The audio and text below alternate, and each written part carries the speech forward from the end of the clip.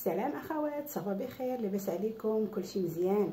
يوم جديد ووصفه جديده ان شاء الله بحول الله. اليوم غنقدم معكم واحد الحلوه كتعجب الايطاليين بزاف كيشدوا عليها السربيس بالمخابز باش يشريوها. هاد الحلوه هذه سهله ماهله، ما فيها حتى شي تعقيدات. كما ولفتكم قناه باب الجنه دائما كتقدم لكم وصفات اللي هي سهله وبسيطه وبنينه. اخواتي كنحتاجوا مقادير قليله جدا. عندنا التشيريال او كيفاش كتسميوها، المهم التشيريال.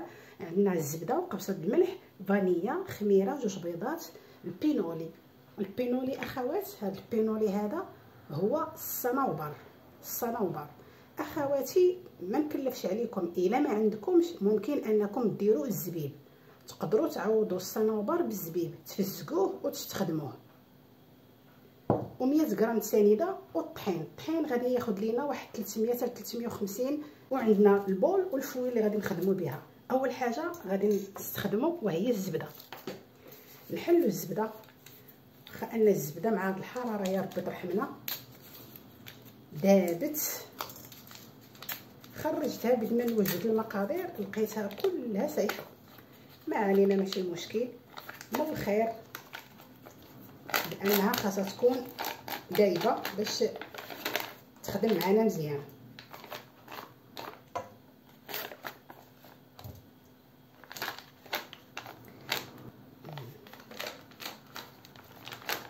اخواتي هذه الحلوه هذه الا جربتوها انا متاكده 100% انها غادي تعجبكم، لانها عندها واحد المذاق جدا مميز رائع جدا.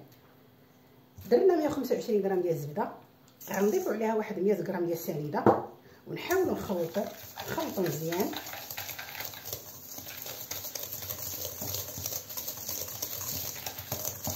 نضيفوا الفاني اخواتي. انا مولفه كندير القشور ديال الليمون، القشور ديال الحامض، كنضيف القشور ديال الحامض. هاد المره هذه بغيت نبدل وفضلت انني ندير الفاني. المهم ملي تخلطات معنا الزبده والسنيده والفاني غنحاولوا اننا نضيفوا هاد القبيصه ديال الملح.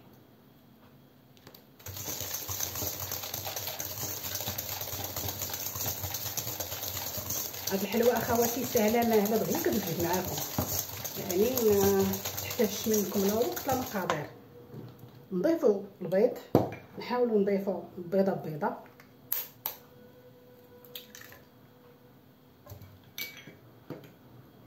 نخلطوا.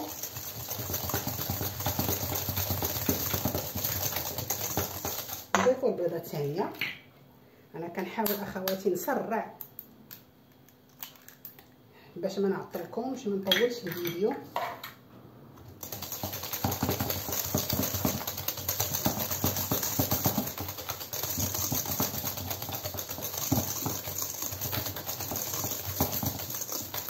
كنتمنى اخواتي يكون كلشي واضح.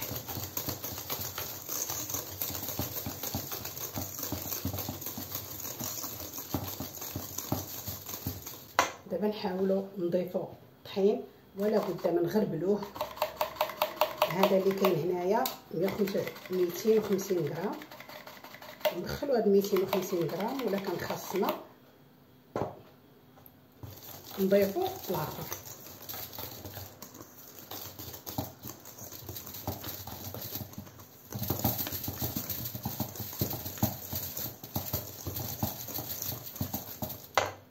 نكملوا نضيفوا الخميره، ما نضيفوهاش كامله على ود. هاد الباكيه فيها 16 غرام، حنا محتاجين فقط 8 غرام، اذا نضيف النصف.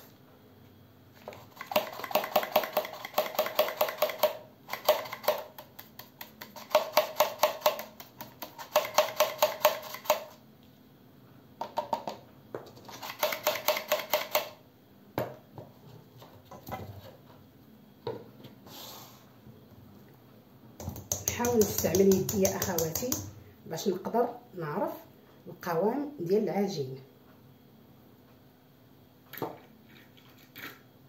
ونضيف معايا البينولي اخواتي. هذه الحلوه هذه ساهله ماهله دغيا كتخلط وزوينه، المذاق ديالها رائع جدا رائع. اكثريه هذا البينولي هذا كيعطيها واحد المذاق، واحد النسمه فعلا لا مثيل لها.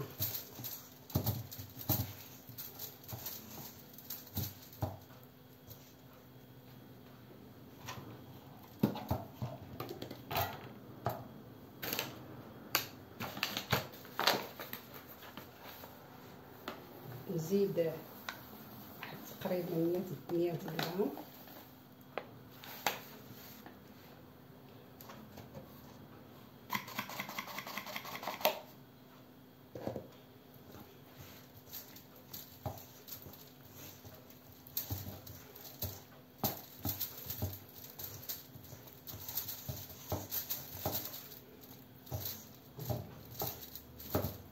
القليل.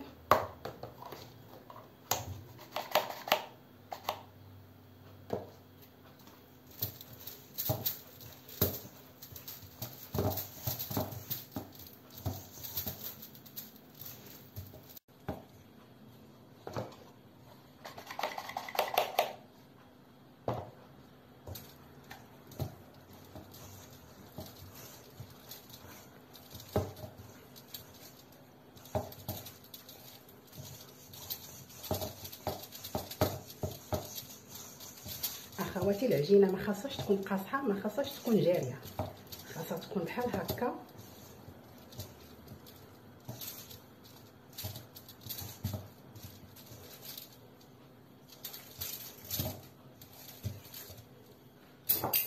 اخواتي بالمساعده ديال 2 معالق نحاولوا ناخذوا الخليط بحال هكا تقريبا بحال هذا القياس هذا، ونضيفوه على شيريال كنظن كتسميو الكومبلكس شيريال، ونعملوها بالطريقه هذه. وغنضيفوها في اللاطه بهذا الشكل هذا. ندير معكم اخرى بهذه الطريقه هذه، تختاروا القياس اللي بغيتو ونضيفوها على الشيريال. من بعد نضيفوا هذه العمليه هذه، نحاولوا نخليو الشيريال يلصق فيها بهذه الطريقه هذه حتى تغطى كامله، ونضيفوها للطاوه بهذا الشكل. غنستمر اخواتي بهذه الطريقه هذه حتى نسالي الكميه كامله. وانا معكم اخواتي كنتمنى انكم تجربوا هذه الحلوه هذه، لانها فعلا رائعه رائعه جدا. انا متاكده انها غادي تعجبكم ودغيا كتوجد معكم.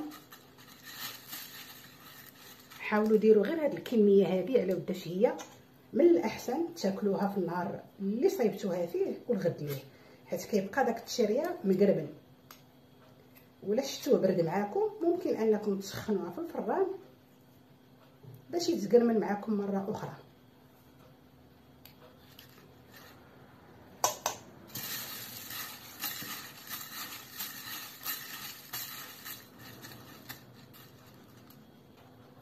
المهم اخواتي من بعد ما سالينا الحلوه ديالنا غنحاول ندخلها الفران ديال الفونتيلاتور 180 درجه، نحاول نخليها واحد لو ماكسيموم 15 دقيقه. اخواتي الكريمات هذه هي النتيجه النهائيه، هذه هي الروعه ديال هذا الفيديو. شوفوا اخواتي كيفاش جات هائله، جات رائعه. كنتمنى منكم انكم تجربوها. ضروري مشاهدي الكريم اللي كدير شي كوموند تنوض تشتغل على راسها تجرب هذه الوصفه هذه، وانا متاكده ان الكليان ديالها غادي تعجبهم. اي وحده كدير الكوموند سمعي مني، ضروري غادي غتنجح معاك والكليان ديالك غادي تعجبهم. ودابا اخواتي غادي نقدمها معكم في الطبق ديال التقديم. كنتمنى هاد الوصفه هذه تكون نالت الاعجاب ديالكم اخواتي. خليوكم معايا حتى النهايه وتشوفوا الروعه ديال هذا الفيديو هذا، الروعه ديال هذا النهار. حلوه رائعه، حلوه هنا الايطاليين كيحماقوا عليها لانها مقرمشه مقرمله زوينه رائعه اخواتي. كنتمنى منكم انكم تنوضوا تجربوها وما تعكزوش، لانكم غادي تكونوا راضين على النتيجه. اكيد غتكونوا راضين على النتيجه اخواتي. شوف الجمال ديال هذه الحلوه هذه، والله الا حلوه رائعه. انا اخواتي ملي غنقطع معكم غادي ندير ليا واحد الكويش ديال العصير ونجلس حدا هذا الطبق الهائل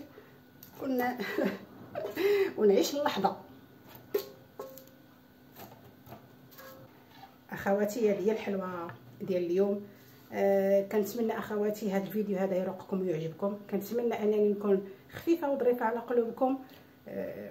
نوضوا جربوا هذه الوصفه هذه، واللي جربها ما فيها باس انه يخلي لي تعليق ويقول لي كي جاتو، فقط غير باش نعرف بان وصفاتي كتعجبكم، وباش نعرف بانكم كتجربوا الوصفات ديالي.